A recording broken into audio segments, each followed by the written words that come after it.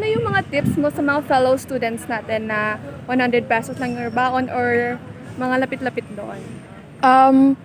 I think alamin mo yung kung anong need gagastusin. At of course, I think dapat magdala sila ng lunch kasi honestly, grabe yung nakukonsume ng gastos kapag wala kang lunch. Yung pinakamahal na nabibili ko, yung lunch talaga sa canteen kasi umaabot siya ng 60 pesos.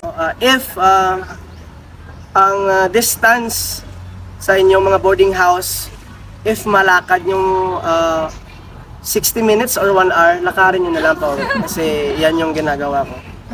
Para yung mga extra budget, pwede nyong i-party sa Friday.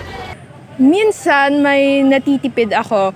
Like, example, kung walang pasok mamayang hapon, nakakasave ako kasi yung nagagasto ko lang yung fare lang sa jeep. Yun lang.